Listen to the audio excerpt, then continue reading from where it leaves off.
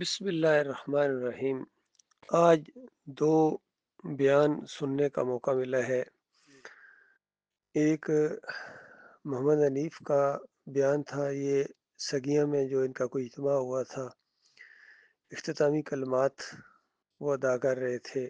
اور ایک یہ بیان ہے ڈاکٹر مسعود الدین عثمانی رحمۃ اللہ علیہ کا۔ یقین کریں میرے بھائیوں، یہ دو کردار ہیں جن میں مشرق اور مغرب کا فرق ہے، زمین اور آسمان کا، ایمان اور شرک کا فرق ہے،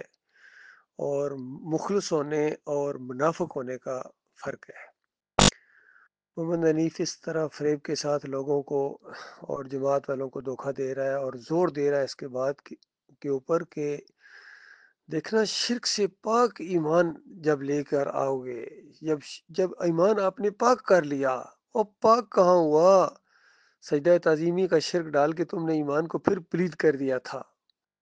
پوری طرح وہ مثال محمد حنیف کے اوپر فٹ آتی ہے۔ جو کسی نے فتویٰ پوچھا کہ کتا کنویں میں گر گیا ہے، کتنے ڈول نکالوں؟ تو کسی نے کہا 1000 ڈول نکالو، کسی نے کہا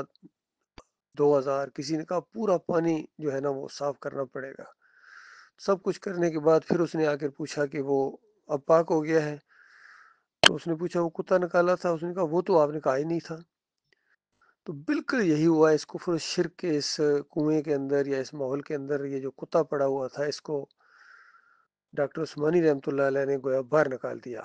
جتنے بھی ان مسلکوں کے شرک تھے، بریلویوں کے، دیوبندیوں کے، اہل حدیثوں کے، سلفیوں کے، حنبلیوں کے، صوفیوں کے، جماعت اسلامی کے ہوں یا تنظیم اسلامی کے ہوں، ایک ایک کے شرک کے اوپر چوٹ مار کے اس کو بالکل علیحدہ کر دیا، اور خالص قرآن اور حدیث باقی رہ گیا، جس کو ہم ایمان خالص کہتے ہیں، توحید خالص کہتے ہیں۔ اسی کے اوپر جماعت بنی، اور ڈاکٹر صاحب رحمۃ اللہ علیہ 1986 میں وفات پا گئے، اور اس کے بعد اس محمد حنیف کو جماعت کا امیر بنایا گیا۔ تو شروع میں تو ظاہری بات ہے اور لوگ بھی تھے، اور ایک ایسا ماحول تھا کہ ایک دم تو وہ پلٹا نہیں کھا سکتے تھے، لیکن آہستہ آہستہ اب یہ بات اللہ ہی جانتا ہے کہ اس کے دل کے اندر کیا تھا، یا پہلے ٹھیک تھا اور بعد میں اس کے اوپر شیطان کا وار ہوا، یہ بات اللہ جانتا ہے۔ بہرحال ہم تو اس کے ساتھ لگے رہے، ظاہری بات ہے اللہ کی رضا کے لیے، اور بڑے ارادے تھے کہ آگے جا کے جماعت اب دین کا غلبہ ہوگا یا اس راستے میں ہماری جان جائے گی، اس شوق میں آگے بڑھتے گئے۔ لیکن 2017 کے اندر آ کے اس بندے کے اوپر ایسا شیطان کا وار ہوا کہ اس نے سجدہ تعظیمی اس کے دماغ کے اندر گھس گیا، اور اس نے کہنا شروع کر دیا کہ یہ خاندان یعقوب علیہ السلام نے یہ یوسف علیہ السلام کو سجدہ کیا تھا، سجدہ ریز ہو گئے ان کے سامنے، اور پھر اپنی تفسیر کے اندر لکھ دیا اس نے دعوت القرآن، جو سورہ یوسف کی تفسیر کی اس نے وہاں، تو وہاں یہ شرک گھسا دیا۔ گویا اس کا کہنا یہ ہے کہ پورے قرآن کا دعوت یہ ہے کہ جب انسان یعنی بہت نیک ہو جائے اور پھر اللہ تعالیٰ اس کے سامنے دوسروں کو سجدے کرواتا ہے، گویا یہ نچوڑ نکلا دعوت القرآن کا، محمد حنیف کی دعوت القرآن کا۔ اور دوسری طرف یہ ڈاکٹر مسعود الدین عثمانی رحمۃ اللہ علیہ، ان کا یہ بیان سنو، اللہ کے بندوں کس طرح اخلاص کے اندر ڈوبا ہوا اور شرک اور کفر کے اوپر خچے اڑا رہا ہے، اور طاغوتوں کی نشاندہی کر رہا ہے، اور ہر شرک کے اوپر چوٹ مار رہے ہیں۔ ہر شرک کا دروازہ انہوں نے قرآن و حدیث کے دلائل سے بند کیا ہے، اور یہ سورہ یوسف کے حوالے سے بھی قرآنی دلائل کے ساتھ ثابت کیا کہ دیکھو یہ شکر گزاری کا سجدہ تھا جو پورے خاندان نے اللہ کو کیا، اور زور دیا کہ لاہو کی ضمیر اللہ کے لیے ہے، وہ اللہ کے سامنے سجدہ ریز ہو گئے، اور پھر فتویٰ لگایا کہ جن کا ایمان صحیح نہیں ہوتا ہے، یعنی مشرک ہوتے ہیں، وہ اس طرح تفسیر کرتے ہیں کہ یہ یوسف علیہ السلام کے سامنے سجدہ ہوا تاکہ اپنے مرید سے پجوائیں اپنے آپ کو۔ تو یہ سارے بیانات بھی محمد حنیف نے سنے، لیکن کتنا بڑا جھوٹ بولا ہے۔ کہتا ہے ڈاکٹر صاحب کی آواز ہی نہیں ہے، اندازہ لگاؤ۔ اس پر بھی اس کو لوگوں کو پکڑنا چاہیے تھا، لیکن ان بھیڑ بکریوں نے جو پیچھے چل رہی تھیں، انہوں نے محمد حنیف کا ساتھ دیا قرآن و حدیث کے مقابلے میں۔ اور ڈاکٹر مسعود الدین عثمانی رحمۃ اللہ علیہ کی آواز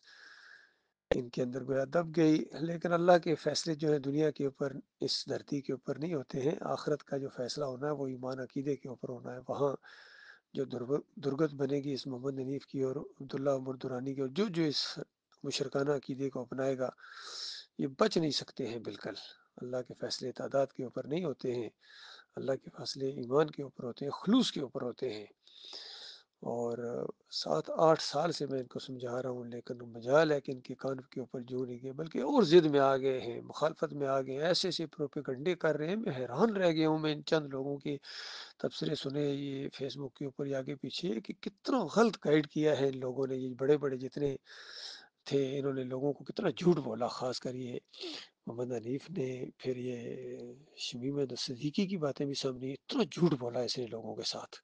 بہرحال کو نہیں، چند دنوں کا معاملہ ہے، چند دن اور جھوٹ بول رہا ہوں، یہ اور اپنی گشری گروہ کی مضبوط کر، شرک تو ہے ہی تمہارے اندر، اب جو جھوٹ اور پروپیگنڈے کر رہے ہو، جس طرح یہ واجب حسین کی کچھ باتیں سامنے آئی، یہ بڑے مخلص قسم کے لوگ تھے، لیکن ایسا ان کی آنکھوں کے اوپر چربی چڑھی ہے، ایسی یہ دنیا کی محبت کے اندر یہ چند سکوں کی خاطر انہوں نے ایسے جھوٹ بولے ہیں، عبداللہ عمر دورانی نے اور دوسرے ان لوگوں نے، قاری خلیل الرحمان نے، منور سلطان نے، اور حتیٰ کہ اس زرار بٹ نے بھی اس طرح ان کی بالکل وہ جو پہلی مومنانہ انداز تھا اس کے اوپر ایسی انہوں نے سیاہی پھیر دی ہے،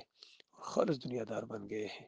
لیکن چند دنوں کا معاملہ ہے، ان کو ہمیشہ ہمیشہ کی آگ میں اور خون اور پیپ کی وادیوں کے اندر رہنا پڑے گا محمد حنیف کے ساتھ، اور اس سے پہلے جتنے مشرق گزرے ہیں۔ اور جو مخلص مومن ہیں، جم جانے والے، اللہ تعالیٰ ان کے اوپر رحمتوں اور شفقتوں کی بارش کرے گا۔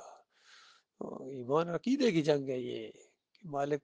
دیکھنا چاہتا ہے کہ کون اللہ کی خاطر جم جانے والے ہیں اور کون دنیا کے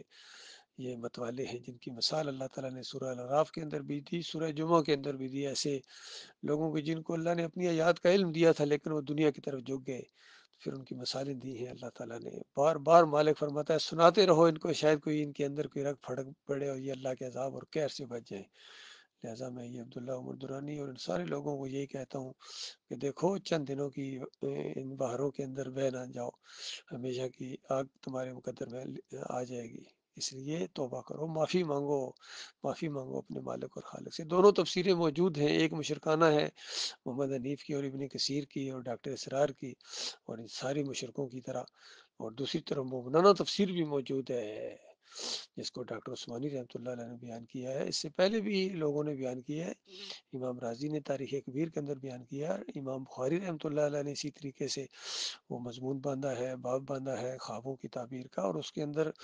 وہاں سے لائے ہیں جہاں اس سجدے کا معاملہ ہے، وہ اس خواب کے زمرے میں لاتے ہی نہیں ہے تاکہ کوئی بعد میں لوگ اس کو دلیل نہ بنانا شروع کریں، اس قدر وہ سمجھدار انسان سے امام بخاری رحمۃ اللہ علیہ۔ باقی قرآن کا جو انداز ہے وہ بالکل واضح ہے کہ شکر گزاری کا سجدہ تھا، مسجود اللہ تھا، پورا خاندان شکر گزاری کے طور پر اللہ کے سامنے سجدہ ریز ہو گیا، یہ ہے ایمان خالص کی بات۔ اور ڈاکٹر صاحب نے اور بھی مثالیں دی، دیکھو وہاں 7 دبلی گائیں موٹی گایوں کو کھائے رہی ہیں، وہ خواب میں دیکھا بادشاہ نے تو وہ کھا نہیں رہی تھیں، وہ ایک اس کی تعبیر ہوتی ہے کہ خشک سالی آئے گی پھر ہریالی آئے گی، اس کا ایک معنی لیا گیا ہے، یہاں بھی خواب کا ایک معنی لیا گیا ہے کہ یوسف علیہ السلام کو اقتدار ملے گا، عزت ملے گی اور شان و شوکت ملے گی، اور اس طرح اللہ تعالیٰ اپنی نعمتوں کی اور برکتوں کی تکمیل کرے گا اس خاندان کے اوپر۔ تو یہ ہوتا ہے معاملہ فہم و فراست کا اور فہم القرآن کا۔